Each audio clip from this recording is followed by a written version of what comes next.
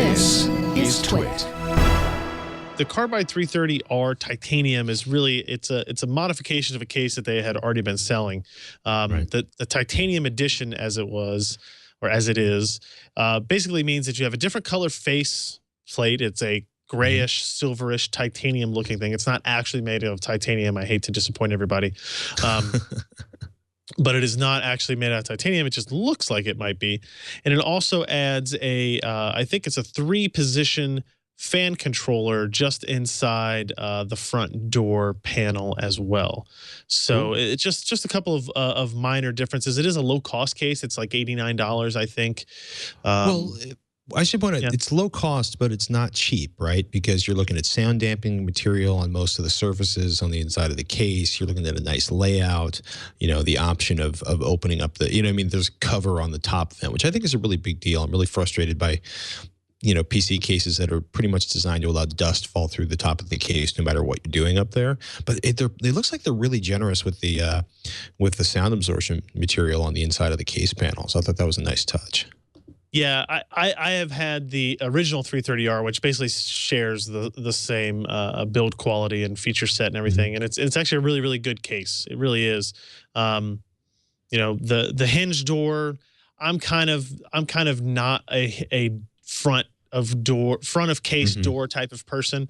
They tend to swing open at times I don't want them to, or they swing open the wrong direction, or they get things caught in them. Or they swing open and get kicked off. Yeah. I have like two breakable part. I have two cases with front doors that the front doors are not attached to the case. I'd also like to point out that I may be the bull in the china shop, but I am not actually the person who kicked the doors off the front of the cases. Just wanted to bring that up.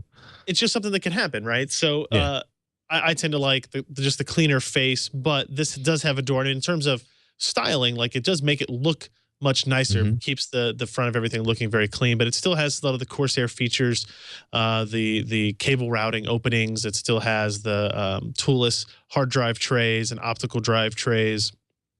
And actually, one of the pictures, I think it was the picture on the front, but it's a matte black finish. And if you happen to have a motherboard that has a matte black finish, like actually they have a saber-tooth board in there from Asus that has kind of like what they call the armor over the PCB, and it all kind of blends in.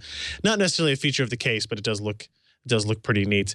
But otherwise, yeah, that's the shot right there. So with the armor, it kind of makes the motherboard blend in with the back of the case some, which I think is actually kind of a neat little illusion, if you will. But $89. It's full-size ATX. Actually, I think it'll do eATX as well as full-size ATX, micro ATX, mini ITX. Although I guess using a mini ITX motherboard in it seems a little bit wasteful in space, considering you literally can't use the majority of the space in the chassis that way.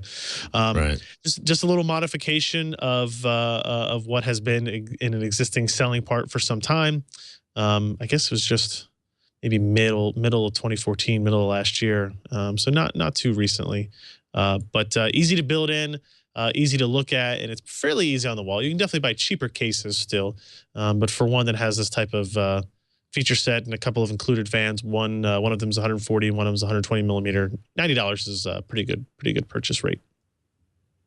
That's a pretty good deal. That's a nice case.